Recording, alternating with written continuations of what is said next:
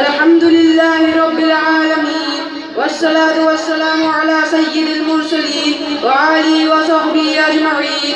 أما بعد، أعوذ بالله من الشيطان الرجيم. بسم الله الرحمن الرحيم. قد جاءكم من الله نور وكتاب مبين.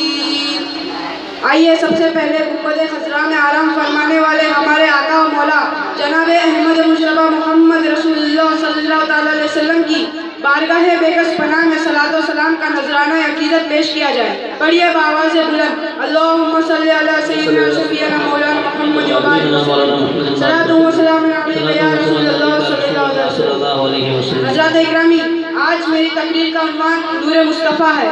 ابھی میں نے جس آیت کریمہ کی تلاوت کرنے کا شرف حاصل کیا ہے اس میں رب کائنات خود ارشاد فرماتا ہے، تحقیق کے آ گیا تمہارے پاس اللہ کی طرف سے ایک نور اور روشن کتاب. یعنی اس آیت مبارکہ میں اللہ تبارک و تعالیٰ نے اپنے پیارے محبوب دانہ قلوب محمد رسول اللہ صلی اللہ علیہ وسلم کو لفظ نور سے ذکر فرمایا ہے، کیونکہ یہ وہ نور ہے جو آفتاب و مہتاب کے نور سے بھی کروڑوں درجے زیادہ روشن ہے. کیونکہ آفتاب کا نور ایک حد کے بعد گھٹنے لگتا ہے، مگر نور محمدی ہر آن دن دونا رات چوگنا ترقی پاتا رہتا ہے.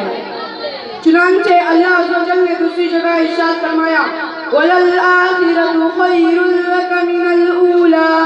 یعنی اے محبوب، آپ کی ہر آنے والی گھڑی پچھلی گھڑی سے بہتر ہے اور آپ کا نور مدار ترقی پر ہے. چنانچہ میرے آقا نے تو خود ارشاد فرمایا اول ما خلق اللہ نوری، یعنی اللہ تبارک و تعالیٰ نے سب سے پہلے میرے نور کو پیدا فرمایا. سبحان اللہ.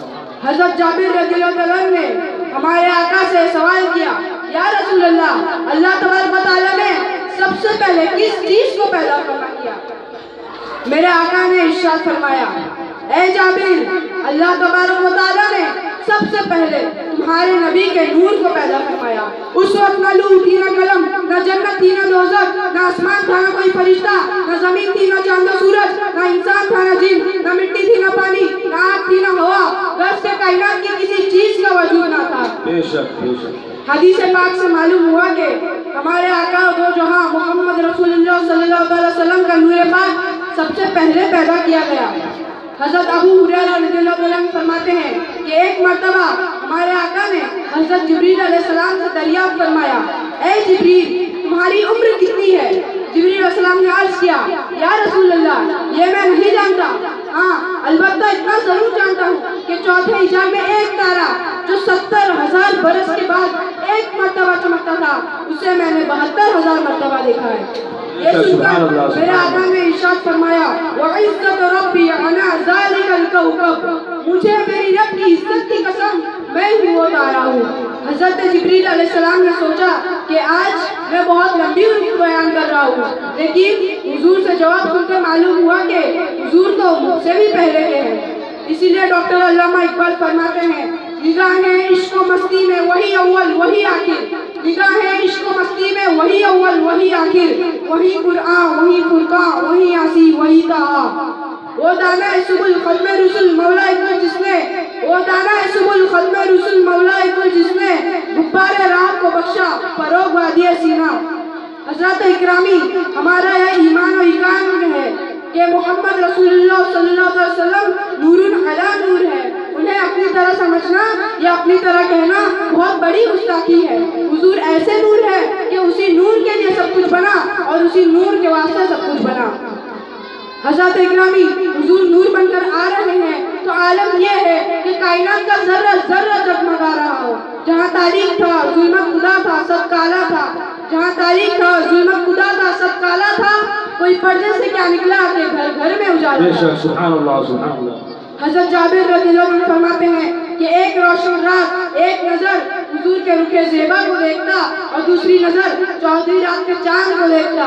فَإِذَا هُوَ أَحْسَنُ عِنْدِي مِنَ الْقَمَرِ، تو حضور کا چہرہ انور مجھے چودھری رات کے چاند سے بھی زیادہ حسین و جمیل نظر آتا. سبحان اللہ سبحان اللہ. ہمارے حضور کے چہرے انور کے سامنے چاند کی چاندنی بھی مانند ہے.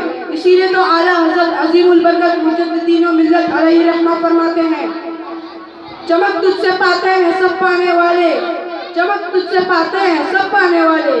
मेरा दिल भी चमका दे चमकाने वाले।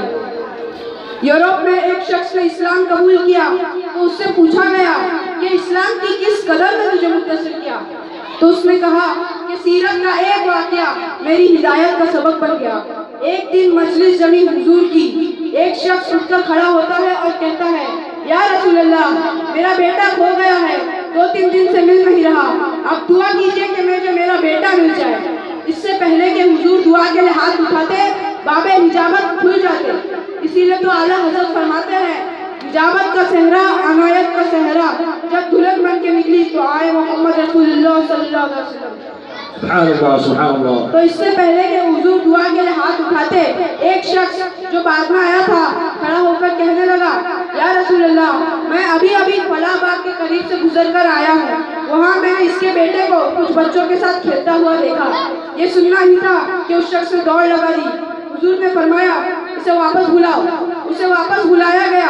हुजूर ने पूछा, बड़ी जल्दी है? उस शख्स ने कहा, जी हाँ, आप तो जानते ही हैं कि एक बात पे जज्बात क्या होते हैं। 3 दिन से बिछड़ा है, आंखें तरस गई, उसकी माँ ने भी 3-4 दिन से कुछ खाया पिया नहीं है। तड़पती हुई ममता की मारी हुई माँ को भी करार देना चाहता हूँ और खुद भी तसल्ली पा लेना चाहता हूँ। मेरे आका ने इरशाद फरमाया, जाओ, जरूर जाओ, लेकिन जब तुम उस बाग के करीब जाओगे, अपने बेटे को कुछ बच्चों के साथ खेलता हुआ देखोगे, तो उसे बेटा कहकर ना पुकारना, बल्कि उसका जो नाम रहा है उससे उसे पुकारना। उस शख्स ने कहा, या रसूल अल्लाह, वो मेरा बेटा है, अगर मैं उसे बेटा कहकर पुकारूंगा तो हर्ज ही क्या है। मेरे आका ने इरशाद फरमाया, तुम 3 दिन से बिछड़े हो, तुम्हारे लहजे में बला का शहद होगा, लेकिन तुम ये नहीं जानते कि तुम्हारे बेटे के साथ खेलते हुए बच्चों में कोई यतीम भी खेल रहा होगा। तो अगर उसे तुम वहाँ बेटा कहकर पुकारोगे तो उस यतीम का दिल तड़प जाएगा, कलेजा छल्ली हो जाएगा कि काश अगर आज मेरा भी बाप होता तो मुझे भी बेटा कहकर पुकारता। ये तो इस्लाम का दिया हुआ मिजाज है।